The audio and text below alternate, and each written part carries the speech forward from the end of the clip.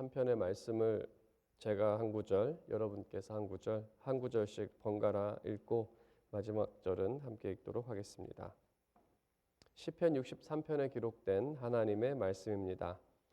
하나님이여 주는 나의 하나님이시라. 내가 간절히 주를 찾되 물이 없어 마르고 황폐한 땅에서 내 영혼이 주를 갈망하며 내 육체가 주를 앙모하나이다.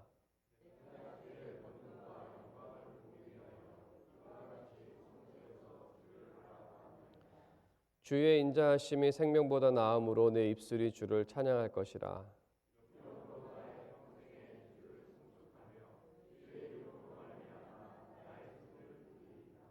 골수와 기름진 것을 먹음과 같이 나의 영혼이 만족할 것이라. 나의 입이 기쁜 입술로 주를 찬송하되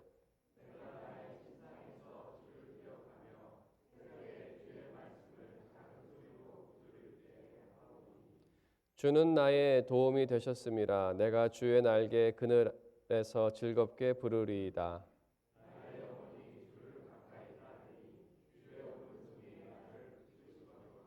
나의 영혼을 찾아 멸하려 하는 그들은 땅 깊은 곳에 들어가며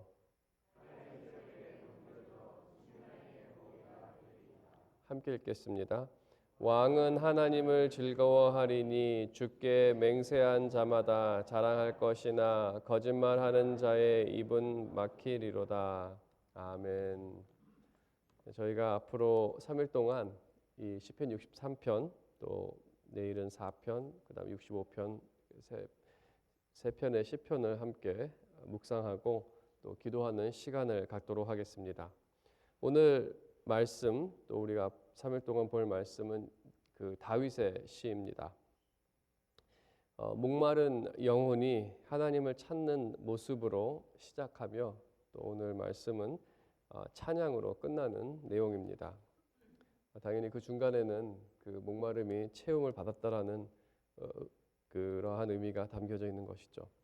여러분의 삶에도 이러한 찬양이 넘치기를 바라며 그 말씀을 함께 살펴보도록 하겠습니다. 하나님을 찾는 자신의 마음을 물이 없는 마른 황폐한 땅으로 비유를 합니다. 땅이 물을 간절하게 필요로 하는 것처럼 자신의 영혼이 하나님을 간절하게 필요로 하고 있다는 의미입니다. 땅이 메말라 다 갈라지고 하는 그런 땅을 볼 때 저곳에 정말 물이 필요하다. 물이 있어야 그 땅이 좀 회복이 되고 또 그 안에서 무언가가 열매가 나지 않을까라는 그러한 기대를 하게 되는 것이죠. 우리의 삶이 이 시편을 기록한 다윗이 당시 상황에 자신이 유다 광야에 있을 때 자신의 모습이 그러한 모습이었다는 것입니다. 그래서 그 하나님을 갈망하고 앙모한다고 말합니다. 이 부분을 좀 묵상하면 모든 인간에게는 하나님만이 채울 수 있는 부분이 있습니다. 그 부분을 눈에 보이지 않기 때문에 그 어떤 육신적인 부분은 아니라 어떤 영적인 부분이라고 우리가 부릅니다. 어떤 이들은 그 부분을 재물과 또 권력 외에 다른 것들로 채우려고 노력을 합니다. 그것이 좀 더 있어야 좀 해결함을 받는 그러한 기대를 갖는 것이죠. 때로는 그것을 자신의 직업이나 자녀에게서 찾는 사람들도 있기도 합니다. 그러한 것을 그들은 신, 또 성경에서는 우상이라고 하죠. 신으로 여기고 열심히 찾아서 채우려고 합니다. 하지만 그러한 우상이 영혼의 목마름을 채우지는 못합니다. 오히려 영혼을 더 목마르게 만듭니다. 저만큼만 있으면 채워지지 않을까라고 생각하지만 그만큼을 가져도 오히려 더 많은 것을 가져야 하는, 내 자녀가 지금 건강하게만 살아주면 좋지 않을까라고 하지만 건강 가지고 만족하지 못하고 또 무엇을 바라고 또 다른 거를 바라는 그러한 모습들. 이것은 모든 세상 사람들의 모습이죠. 하지만 성도에게는 이 하나님은 오직 한 분밖에 없습니다. 오직 한 분, 그분은 구약에서 여호와라는 이름으로 자신을 나타내셨고 신약에서는 예수라는 이름으로 자신을 나타내셨습니다. 하지만 그들은 같은 분이십니다. 성도는 그를 주라고 부릅니다. 1절에서 다윗은 그 주를 하나님이여 주는 나의 하나님이시라. 여기서 나의 하나님이라는 것은 언약적 용어입니다. 주는 나의 하나님이시고 나는 주님의 백성이다라는 그 소유격을 말하는 것은 언약인 것이죠. 나에게는 다른 신이 없다. 다른 하나님이 없다. 오직 하나님만이. 내가 어떤 재물이나 이런 거나 이런 것이 내가 간절히 바라는 것이 아니고 그것이 나를 뭔가 채워줄 수 있는 것이 아니라 오직 하나님만이, 나의 하나님만이 내가 간절히 바라고 그래서 내가 주를 갈망하고 주를 앙모한다라고 그렇게 고백합니다. 그 주님만이 영혼의 목마름을 해결해 줄 수 있다는 것이죠. 그 성도가 영적으로 살아있다는 증거는 그 주님을 원하는 마음이 있기 때문에 그렇습니다. C.S. 루이스는 주님을 향한 어떤 식욕이라고 얘기를 합니다. 그것은 꼭 주님을 맛보아야 하는, 그렇지 않으면 살아갈 수 없는 그런 그 원하는 마음, 필요로 하는 그 마음이라고 합니다. 사람이 살아있다는 증거가 무엇입니까? 사람이 살아있다는 것은 식욕을 느끼고 음식을 찾아 먹음으로써 만족을 느끼고 또 그 힘으로 살아가는 것, 그것이 사람이 살아있다는 증거입니다. 이처럼 영이 살아있다는 증거는 주님을 갈망하는 것, 주님을 찾고 또 찾아서 그와 교제하고 그 교제를 통해 만족하고 그 힘으로 살아가는 것, 그것이 우리가 살았다는 증거입니다. 우리가 예배를 원하고 찾는 것, 주님과 기도하고 주님의 말씀을 듣기 원하는 이 모든 것들이 다 우리의 영이 살아있다는 증거겠죠. 다윗은 그러한 마음, 살아있는 영혼을 가지고 주님께 나아갑니다. 그래서 2절에 다윗은 성소에서 주를 바라봅니다. 구약에서는 성소가 하나님을 만날 수 있는, 또 교제할 수 있는 장소였기 때문입니다. 그 하나님은 거룩과 능력과 영광 가운데 계신 분이십니다.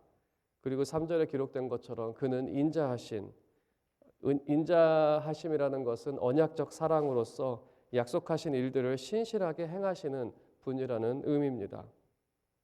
그리고 그 인자하신 하나님과 그 하나님을 찾고 그 하나님과 동행하며 사는 삶이 그 인자하심을 맛보며 살아가는 그 삶이 최고의 삶이라고 고백합니다.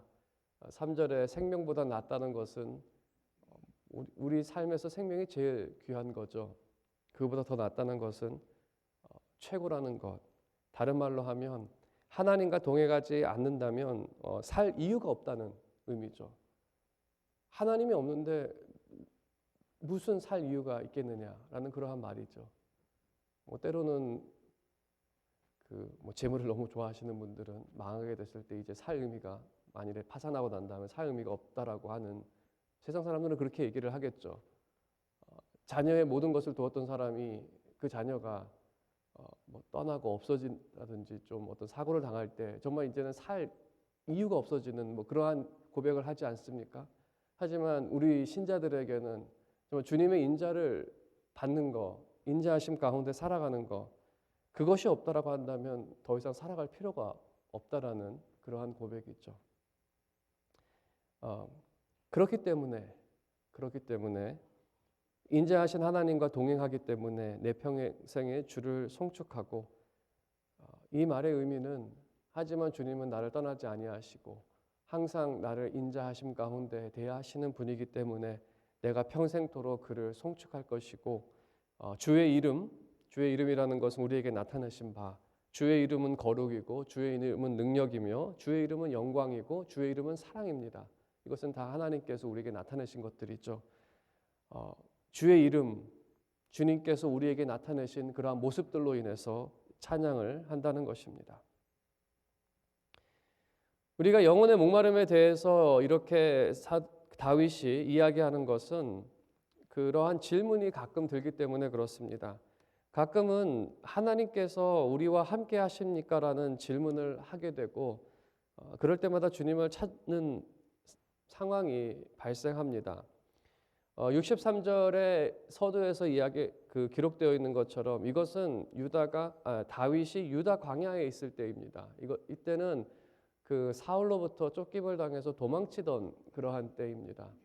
정말 하나님께서 나에게 한 나라를 약속하셨고 나에게 왕위를 주시겠다라는 그 약속이 있는데 왜 내가 사울로 인해서 쫓김을 당해야 하고 이 광야까지 와서 이 물도 없는 이곳에서 있어야 합니까라는 그 함께 계십니까라는 질문 가운데에서 하나님을 갈망하고 찾게 되는 것이죠. 이러한 목마름은 우리 삶에서도 나타납니다. 때로는 우리의 상황이, 때로는 어떤 사람으로 인해서 자신을 대적하거나 반대하는 사람으로 인해서, 때로는 자기 자신의 죄로 인해서 이러한 목마름이 발생합니다. 하나님이 멀리 있다고 느껴지고 왜 하나님께서 돕지 않으신가라는 그러한 질문을 하게 되는 것이죠. 이러한 상황에서 하나님께 간구하고 찾을 때 하나님께서는 자신을 나타내십니다. 약속에 신실하신 하나님께서는 능력과 영광으로 도우십니다. 때로는 그 상황을 인내하게 하시기도 하시고, 또 때로는 대적으로부터 구원을 받게 하기도 하시고, 또 때로는 우리가 범죄함 가운데 낙심 가운데 있을 때 주님께서는 우리의 죄를 사하여 주시고 그 죄 사함을 우리로 하여금 확신케 하시며 우리를 의로 인도하십니다. 이러한 우리의 하나님은 이러한 하나님이시기 때문에 능력과 또 인자함 가운데 우리를 인도하시는 하나님이기 때문에 성도는 하나님과 동행하며 평생에 그를 송축하고 그가 우리에게 자신의 그 아름다운 모습들을 나타낼 때마다 그의 이름을 찬송하며 살아가는 것입니다. 이제 6절 이하의 말씀을 갖고 어려운 상황에 대해서 우리가 조금 더 묵상해 보도록 하겠습니다. 6절에 보게 되면은 잠이 오지 않는 염려되는 상황으로 우리가 그렇게 읽혀집니다. 그 침상에서 이제 잠을 자는 시간이죠. 하지만 깨어 있다는 것은 염려되는 상황에서 그가 기억한 것은 주님입니다. 밤의 어두움처럼 앞에 무엇이 있는지 모르는 상황이 인생에서 찾아옵니다. 여러분이 그래도 꽤 오래 사셨기 때문에 그러한 밤과 같은 날, 또 정말 밤인데 잠이 오지 않는 그러한 날이 오죠. 이러한 순간에 다윗은 주를 기억하며 주의 말씀을 묵상했다라고, 읊조렸다는 것은 묵상했다라는 것이죠. 여러분의 삶에서도 만일에 그러한 순간이 다가올 때 하나님의 말씀을 묵상하시기를 바랍니다. 하나님의 말씀은 하나님의 약속, 그리고 그 약속을 이행하시는 내용이 기록이 되어 있습니다. 하나님의 약속과 그 말씀을 이행하시는 그 내용들을 기억할 때 우리는 하나님을 신뢰하고 더 붙잡게 됩니다. 하나님께서 아브라함에게 약속을 하셨고 약속을 따라서 이행하실 때 이스라엘을 구원하셨고 40년 동안 이스라엘을 먹이시며 그들을 인도하셨고, 그리고 마지막에는 그들에게, 아브라함에게 약속하신 땅을 그들에게 주셨습니다. 40년 동안 그들을 먹이시고 인도하실 때 그들은 계속해서 불평했지만 하나님께서는 그 인자하심을 따라 약속에 신실하시기 때문에 그들을 버리지 아니하시고 그들과 함께 하신 분이십니다. 구원하실 때, 또 가나안을 차지할 때에도 하나님께서는 자신의 능력을 나타내 보여주셨습니다. 그렇게 신실하시고 능력이 넘치시는 하나님을 기억하게 되고, 또 그 하나님이 나와 함께 계신다는 믿음, 그 믿음이 결국 기도로 연결이 되는 것이죠. 하나님에 대한 기도는 믿음의 반응입니다. 우리는 말씀을 통해 하나님은 선하시며 그 능력이 완전하신 분이라는 사실을 믿습니다. 그래서 우리는 그 말씀을 기억하고 믿음으로 하나님 앞에 기도하게 됩니다. 왜냐하면 하나님께서는 나를 보호하시고 나를 구원하신다라는 그 확신이 있기 때문에 그러한 것이죠.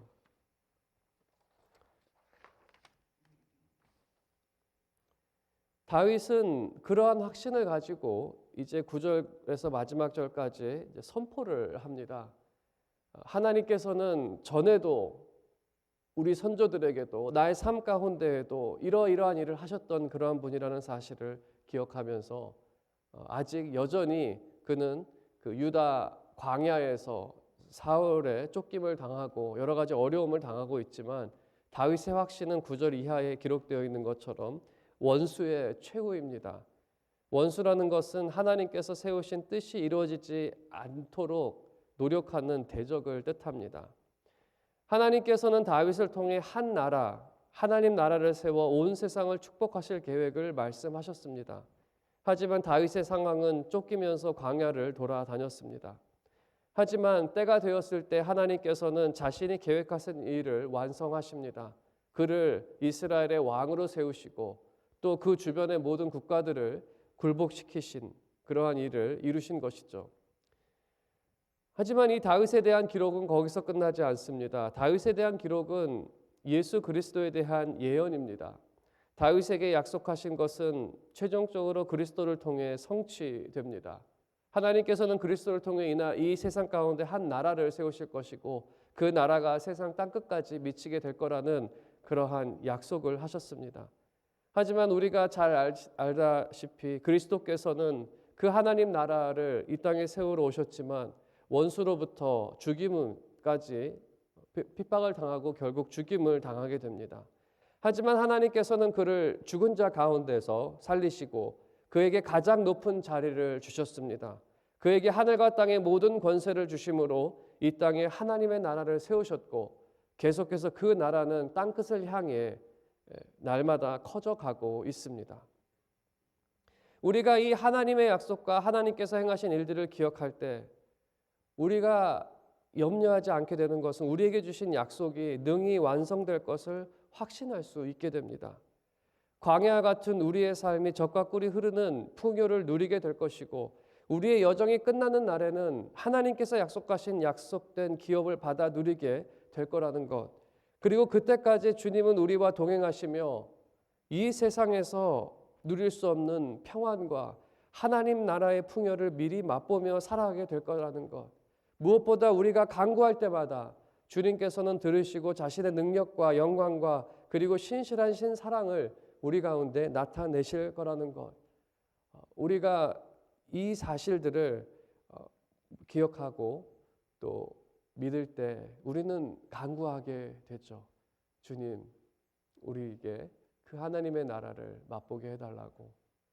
정말 이 땅에서도 하나님께서 약속하신 또 우리가 어려움과 힘듦과 공경에 처해 있을 때 주님 도와달라고 내 영혼이 참 주님을 갈망하며 주님께서 나의 이 힘든 상황 가운데 정말 하나님께서 살아계심을 나로 하여금 붙잡게 해달라는 이러한 간구가 나오게 되는 것이죠. 그래서 우리는 하나님과 항상 동행함으로 그의 인자하심을 맛보며 우리는 평생 그를 송축하며 살게 될 것입니다. 이러한 축복이 여러분에게 임하길 주님의 이름으로 축원드립니다. 네, 기도하겠습니다.